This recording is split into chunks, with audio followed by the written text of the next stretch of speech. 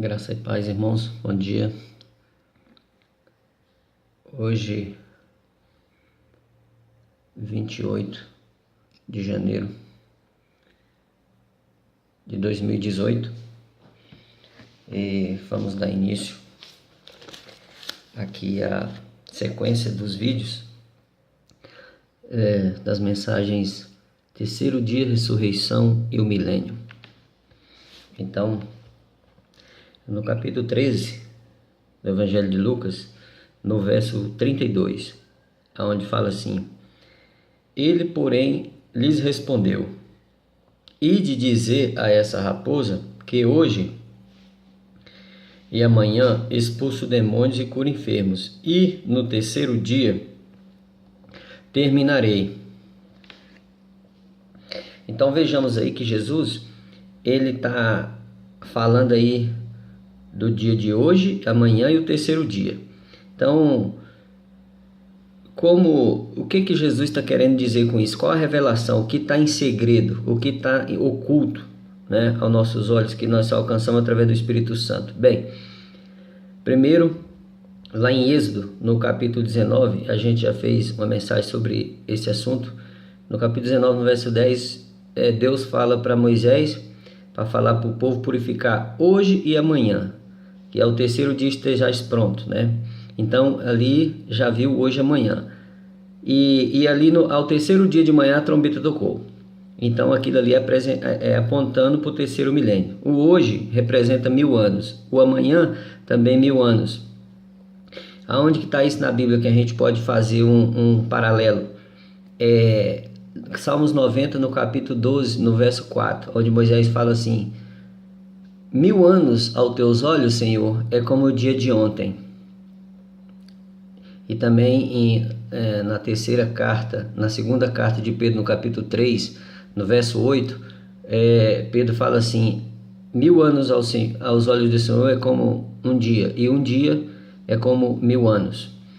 Então, quando Jesus ele manda dar esse recado a Herodes. Herodes é um tipo do inimigo, né? E porque ele vinha de uma narrativa aqui no capítulo 13, começando do verso 1, ele falando lá sobre o pecado das pessoas, que todos, se não se arrependerem, são igual. Então ele estava para os judeus, né? E no verso 6 para frente, na parábola da figueira estéril, também ele estava falando para os judeus, porque eles não entendiam o que Jesus fazia. E também no verso, do verso 10 até o verso 17, também ele estava falando para os judeus. E quando eu digo judeus, eu falo referente os judeus da tribo de Judá e da tribo de Benjamim. Essas duas tribos vêm os judeus. Paulo mesmo fala assim: eu sou judeu da tribo de Benjamim. Porque lá no capítulo 12 de 1 Reis, quando Deus ali dividiu o reino, deu duas tribos para o filho de Salomão, o rei Roboão, e 10 tribos ele tirou de Salomão e passou para Jeroboão. Então ali o povo da casa de José foi passado ali para Jeroboão reinar, e ali foi chamado Casa de Israel, o reino de Efraim, né, que é o filho mais novo de José. Onde lembra lá em Gênesis, no capítulo 48, quando Jacó foi orar para os dois filhos, abençoou com a mão direita o menor. José quis interferir, mas aí Jacó: eu sei o que eu estou fazendo, e fez. Por quê? Porque sempre na Bíblia o maior será o menor. Então ali se tornou, na divisão do reino em capítulo 12, no capítulo 12 de 1 Reis, as 10 tribos elas se separaram das duas tribos. Alguns da tribo de Levi ficou porque só eles podiam fazer certos trabalhos lá dentro do templo, mas a tribo mesmo, ela acompanhou o reinado de Jeroboão, que se chamou Casa de Israel. Até depois Jeroboão ele começou a adorar outros deuses estranhos, e eles não adoravam lá dentro do templo. E aí quando Jesus, na época que Jesus pegou o seu ministério ali, lembra lá do capítulo 4 de João, na mulher de Samaria, quando ele chegou até a mulher de Samaria, ela falou assim: como sendo tu judeu, vem falar comigo que sou mulher samaritana? Porque os judeus não conversavam com os samaritanos, e os samaritanos eram as pessoas das 10 tribos.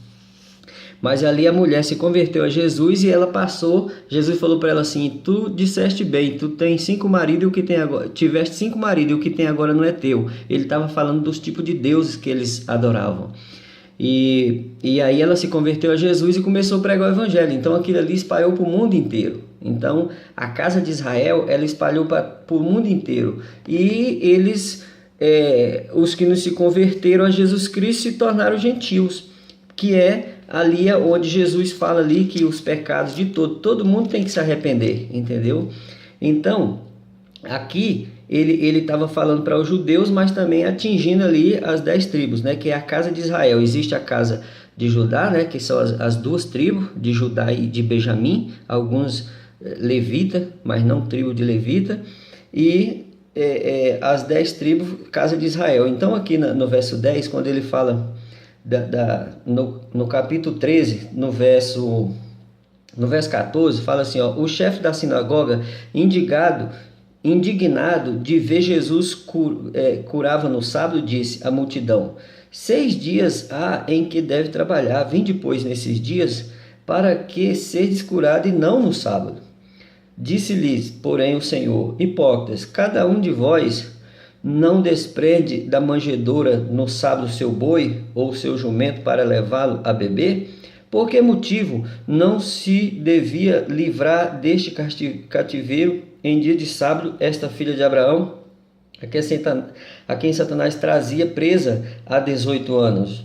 Tendo dito isso, essas palavras, todos os seus adversários se envergonhavam. Entretanto, o povo se alegrava por os gloriosos feitos que Jesus realizava. Então no verso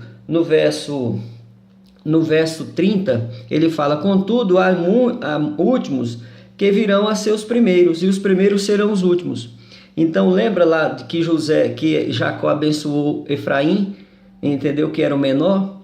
Então por quê? Porque essas 10 tribos se tornaram gentios, espalhou para o mundo inteiro. Então os últimos vão ser os primeiros, entendeu? E muitos dessas tribos se tornou igreja, porque vão se convertendo a Jesus Cristo e se torna, uma vez ele se convertendo a Jesus Cristo, ele é a igreja de Deus, sacerdócio do Senhor. E aí no verso 31, por causa da mulher lá que ele curou no sábado, os adversários deles, porque lá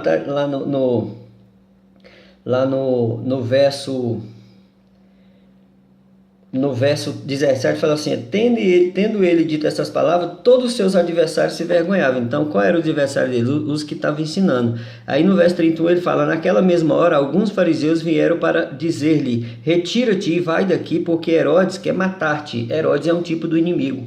Então aí que vem no verso 32: ele porém lhes respondeu: ide dizer a essa raposa que hoje e amanhã, ou seja, o primeiro milênio, né, lá naquele primeiro milênio, Jesus, a igreja dele deu início, né?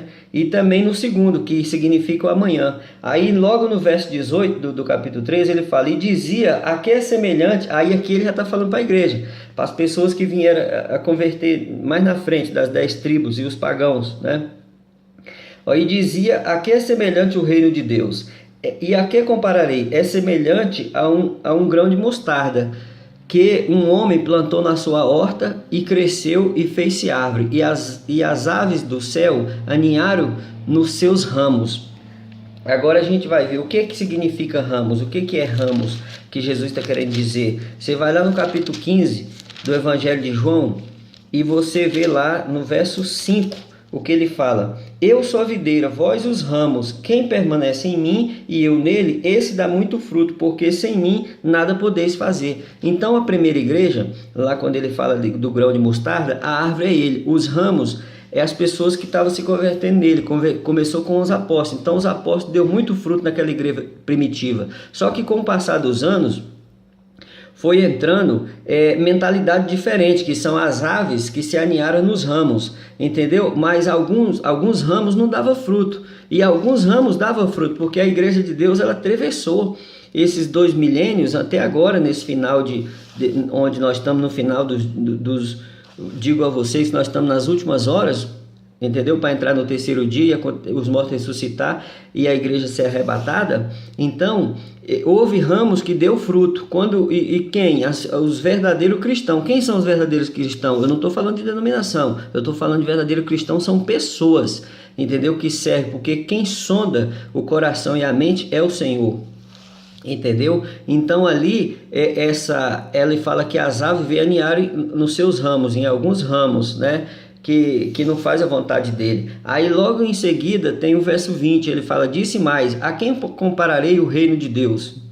É semelhante ao fermento que uma mulher tomou e escondeu em 3 medidas de farinha, até ficar tudo levedado. Então, farinha, naquele tempo, ele usava para fazer trigo. Trigo é uma coisa boa na Bíblia, mas aí a mulher pegou o fermento e botou no meio. Lembra que Jesus alertou a igreja dele, os discípulos dele, para ficar longe, né? Ter cuidado com o fermento dos fariseus, porque quando cai o fermento, leveda toda a farinha, todo o trigo.